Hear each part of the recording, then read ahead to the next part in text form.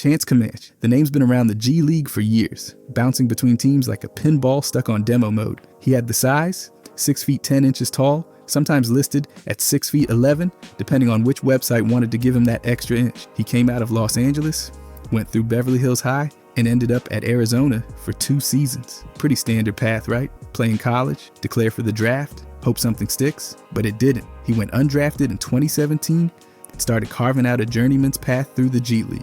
He played for the Memphis Hustle, then got traded to the Canton Charge and kept trying to find a place. And then in 2022, the Stockton Kings brought him in. He was putting up solid numbers there too. 14 points, 7 rebounds, a block and a half per game, shooting over 60% from the floor. He even made it to the NBA. Technically, Portland gave him a 10-day contract in April 2023. He played in 1 game, scored 7 points in a blowout loss, and that was the extent of his NBA career. Sacramento brought him in on another 10-day deal that October, but waived him after 10 days. Back to Stockton, he went. But then came December. It unraveled fast. A few days before his arrest, he had just played in a G League game against Ignite. He put up 16 points and 6 boards. What people didn't know at the time was that he was allegedly involved in something way darker. Marina Rogers, a medical assistant from Washington State, went missing on December 7th. 2 days earlier, Kamach was still playing ball and staying at the M Resort Casino with the team. That morning, around 6, he came back. 2 hours later, he left with the team. And in that window, something horrifying allegedly happened. Authorities say he and his ex-girlfriend, 19-year-old Sakari Harnden, lured Rogers out under the pretense of offering her money for escort services. Kamach allegedly pretended to be a client, asking for what they called kinky sex. Rogers agreed to be zip-tied. That's when things took a violent turn. In the back of a Mercedes-Benz, Kamach allegedly strangled her with an HDMI cord for 10 seconds. Harnden kept choking her until she died. Then they drove to a ditch in Henderson, Nevada, dumped the body, and covered it with rocks. Rogers never made it back to her friends. Her phone went dark.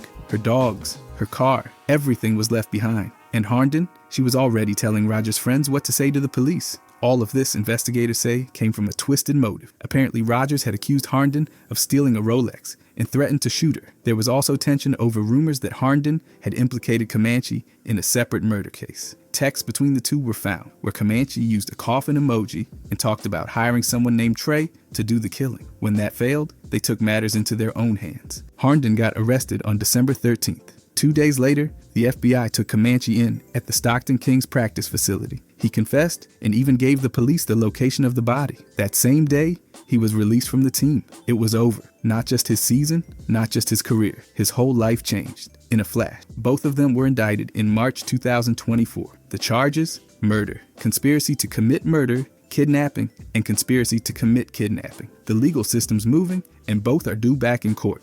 Kamach waived extradition, so he's set to face trial in Nevada. Harnden's already had a hearing, and more are on the calendar. The district attorney plans to prosecute them together, and there's plenty of evidence, including messages from the Telegram app. This wasn't a moment of rage, it was planned. It was deliberate, and it left a young woman dead in a ditch. 1 minute, Kamach was getting real minutes in a G League game. The next, he's behind bars without bail, and none of it had anything to do with basketball. Keith Appling. At one point, his name meant something in Michigan. He was a star at Pershing High in Detroit, dropping 49 points in the state championship game his junior year, breaking a decades-old record. By senior year, he was named Mr. Basketball of Michigan and ranked inside the top 35 nationally. He wasn't just good, he was expected to be the next big thing. Then he went to Michigan State, played under Tom Izzo from 2010 to 2014, started a ton of games, and scored over 1,500 points in his college career. But that wrist injury during his senior season knocked him off track. He went undrafted in the 2014 NBA draft and never quite found stable ground after that. Appling signed with the Orlando Magic in 2015, got a second deal later that season, and played in just 5 NBA games. He averaged barely over a point per game. Most of his time came in the G League. He played for the Los Angeles Defenders, then got traded to Erie Bayhawks. In 38 total G League games, he averaged 10.5 points, 3 rebounds, and nearly 4 assists. He was even an All-Star in 2016, but it didn't last. After bouncing between leagues in Mexico, Argentina, Italy, and the Dominican Republic, his career faded out by 2019. Then came the legal problems. In 2016, he got arrested for bringing a loaded gun into a strip club. The next year, He was convicted for carrying a concealed weapon without a permit and for resisting the cops. He got a year in jail and 4 years probation. In 2020, he was charged again, this time for heroin, 19 grams of it, got probation again, and all of this was before the biggest incident of them all. On May 22nd, 2021, Appling visited a relative, 66-year-old Clyde Edmonds in Detroit. Edmonds was his mother's cousin's husband. An argument allegedly broke out over a gun. Appling reportedly shot Edmonds multiple times and left him bleeding out on the front lawn. When police arrived, they found him critically wounded. He later died at the hospital. Appling fled the scene in a car driven by his girlfriend, Natalie Bannister. Witnesses said it wasn't just a heat-of-the-moment thing.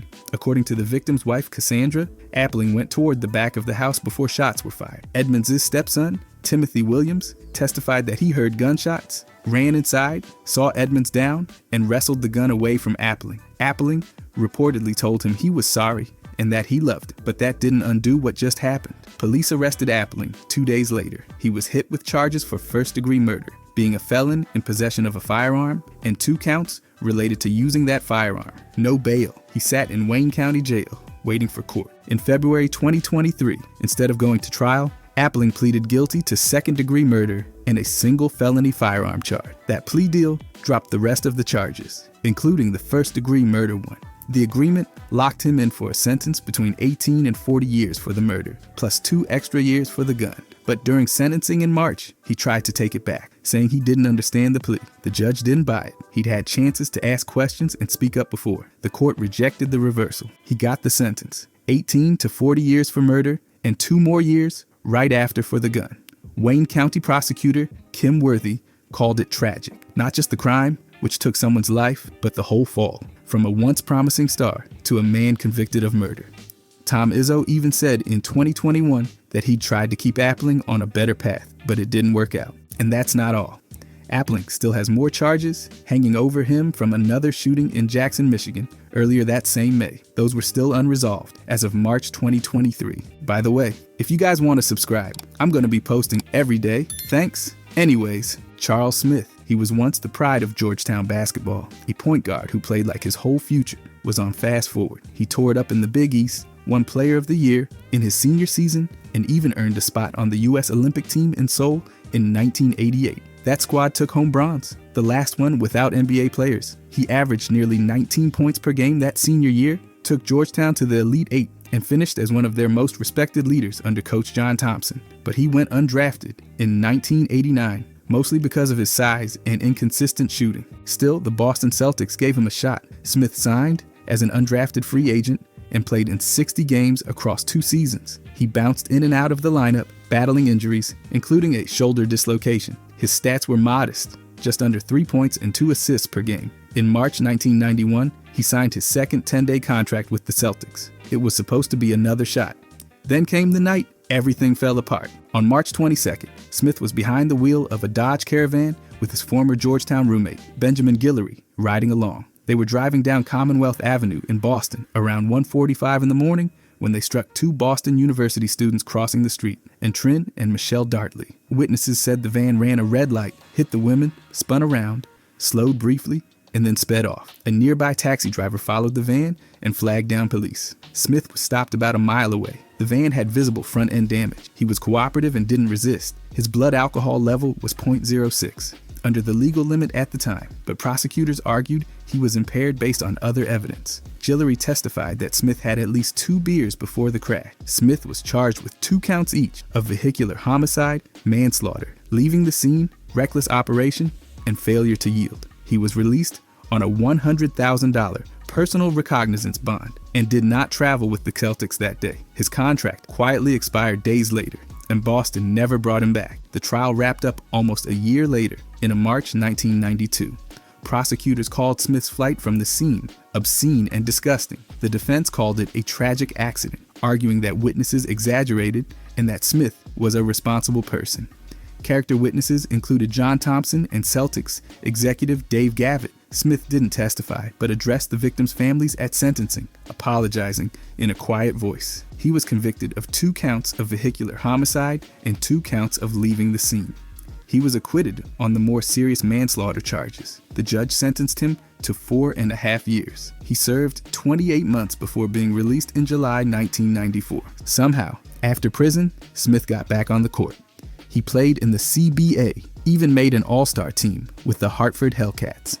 In 1996, he led the league in assists. He also played overseas, in Serbia, Greece, Spain, Puerto Rico, Argentina, Belgium, and Italy. His NBA comeback was short-lived, just 13 games with the Timberwolves in the 1994-95 season. But his story didn't end there. In October 2010, Smith was shot twice in the chest at his home in Maryland. He survived after surgery, but police later found a large amount of cocaine and evidence of gambling operations at the house. No charges were filed in that incident, and no suspect was named. He once said there would always be a scar. And that's probably true. He refused to let his mother and sister visit him in prison, saying he didn't want them to see him like that. His fall wasn't just about one decision. It was about what came after, too. Jason Williams, standing 6'10" and weighing in at 245 pounds, he looked every bit the bruising power forward fans loved in New Jersey. He came out of Christ the King High School in Queens, landed at St. John's, and left with all Big East honors his senior year. He played over 100 games in college, averaging 10 points and 7 rebounds. That rebounding work was his trademark. Even a knee injury couldn't stop him from going 21st overall in the 1990 NBA draft. Phoenix picked him, but flipped him to Philly, where he played 2 quiet seasons before the Nets gave him his real shot. With New Jersey, Williams found his stride. He started over 200 games, averaged a double-double in his best years, and led the league in offensive boards in 1998. That same year, he made the All-Star game. Even though he couldn't play due to a broken thumb, the Nets gave him a massive contract extension. 6 years, $86 million. It should have been the prime of his career, but in 1999, he broke his leg during a game. His NBA run was over just like that. Off the court, he was known for being lively, wild at times. He hosted parties, showed up on TV as a commentator, even worked the Salt Lake City Olympics in 2002. But on February 14th of that year, everything took a fatal turn. Williams invited a group of friends over after a dinner out. Among them was a limo driver, Kostas Christofi, a 55-year-old family man and Vietnam veteran, just doing his job, driving them around. At some point in the early hours, Williams took the group upstairs to show off his shotgun collection. He picked up a 12-gauge Browning, pointed it in Christofi's direction, and pulled the trigger. Christofi died instantly, hit in the chest at close range. Williams said it was an accident, that he didn't know the gun was loaded, but what happened after that told a different story. According to witnesses, he wiped off his fingerprints, put the gun in Christofi's hands to stage a suicide, stripped off his bloody clothes, and asked his guests to lie to the police. Forensics didn't lie. The blood spatter, the residue, it all contradicted the suicide story. Officers arrived minutes later. Williams told them Christofi shot himself. That fell apart fast. In April, he was indicted on manslaughter and a laundry list of related charges: assault, tampering, hindering, you name it. He pleaded not guilty, got out on bail, and went to trial in 2004. The jury didn't buy the suicide story, but they also didn't convict him on the top charges. He was found guilty of 4 counts, all related to the cover-up, and acquitted of aggravated manslaughter. The jury was split on reckless manslaughter, so the judge declared a mistrial for that count. Years passed with retrial delays. Appeals, new evidence, legal arguments, all dragged things out. Finally, in February 2010, Williams pleaded guilty to 1 count of aggravated assault. He admitted to recklessly causing Christofi's death. In exchange, the other charges were dropped. He got 5 years, had to serve at least 85% under New Jersey's No Early Release Act. He served 27 months and walked out in April 2012. Meanwhile, Christofi's family filed a civil suit and settled for $2.75 million.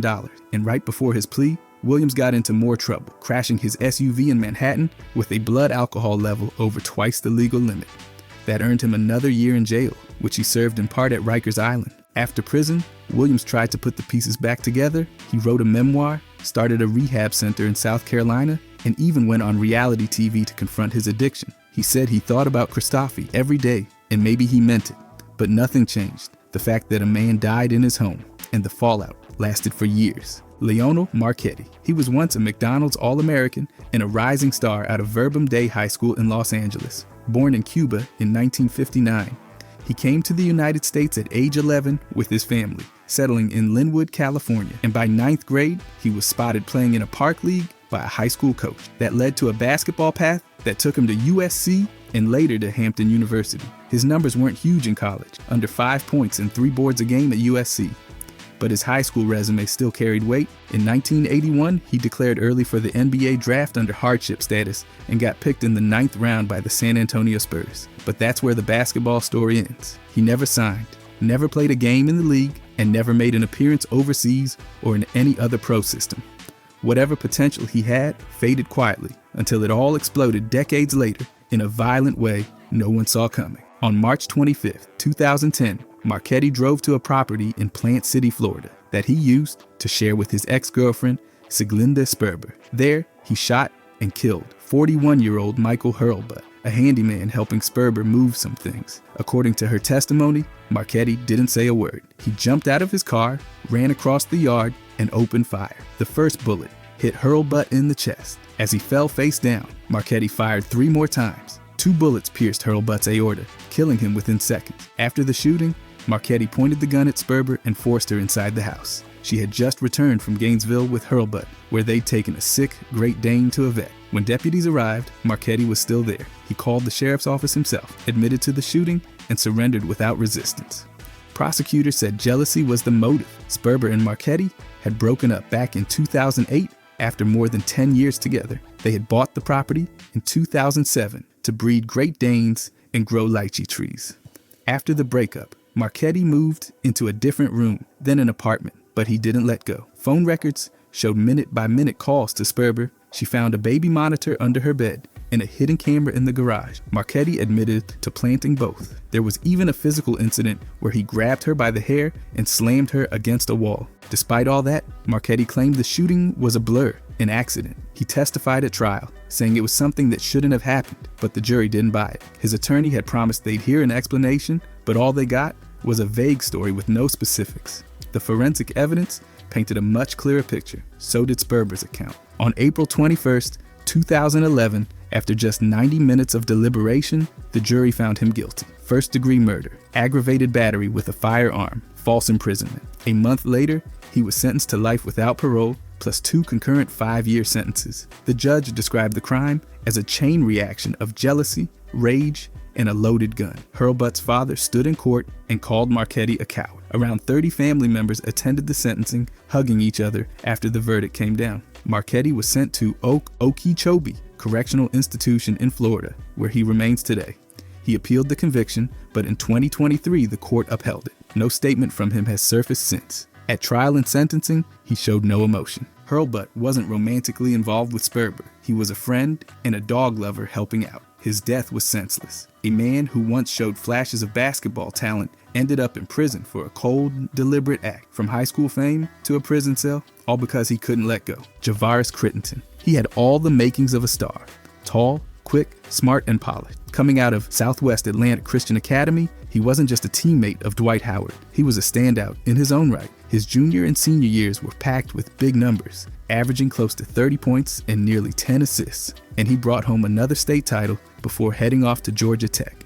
He kept that momentum rolling as a freshman, putting up over 14 points and nearly 6 assists a game, enough to get him on the ACC All-Freshman team. It didn't take long before the NBA came calling. In 2007, the Lakers took him 19th overall. He played behind a stacked roster and only got a handful of minutes, but he flashed enough upside to catch the eye of other teams. Memphis scooped him up in a trade that brought Powell to LA, and Kittington saw more time on the court, even dropping 23 points in a win over the Knicks. Then Washington traded for him in another 3-team deal. It seemed like a chance to reset. Instead, things started to spiral. By December 2009, Kittington was suspended from the league after a bizarre locker room standoff with teammate Gilbert Arenas, where both pulled guns during an argument. Kittington got hit with a misdemeanor gun charge in community service, but the damage to his image was done. He was cut from the team and struggled to find his way back. A short stint in China and a few games in the D-League didn't lead anywhere, and by 2011, he was off the radar. That summer, things went from bad to tragic. On August 19th, Kittington fired shots from a Chevrolet Tahoe during a drive-by on Macon Drive in southwest Atlanta. The target was Trontavious Stevens, a member of the Rock Crew, a Bloods-affiliated gang. Kittington believed Stevens had robbed him of over $55,000 in jewelry months earlier, but the bullets didn't hit Stevens. Instead, they struck 22-year-old Jillian Jones, an innocent mother of 4, who was standing outside talking with neighbors. A bullet hit her femoral artery. She died during surgery. Investigators later tied Kittington to another shooting just 5 days before, when he fired from a Porsche at Demontina Stevens, Trontavious' brother. That shot missed too. Authorities connected both attacks and issued a warrant. On August 29th, the FBI arrested him at John Wayne Airport in California. He claimed he was flying to Atlanta to surrender. He was extradited and charged with murder, felony murder, attempted murder, aggravated assault, gun possession, and participation in criminal street gang activity. And while he was out on bond, things somehow got worse. In 2014, he was indicted again, this time for conspiracy to distribute cocaine and marijuana. 13 others were named in the indictment, tying him to a drug operation dealing in bulk quantities. In April 2015, Kittington took a plea deal. He admitted guilt to voluntary manslaughter and aggravated assault, with the murder and gang charges dropped. He said, "I'm not a murderer. I made a mistake." But the judge wasn't impressed. She reminded him that Jones died, and the shooting wasn't an accident. He was sentenced to 23 years in prison, with 17 years of probation. Then came a twist. In April 2023, his sentence was reduced to 10 years served plus 30 years of probation. Conditions included an ankle monitor, curfews, and over 7,000 hours of community service. He walked out of prison that same month. The deal was actually arranged years earlier by a former district attorney, but the victim's family said they were never told. Jones' mother called it unfair, saying her daughter's life was cut short and her kids were left behind.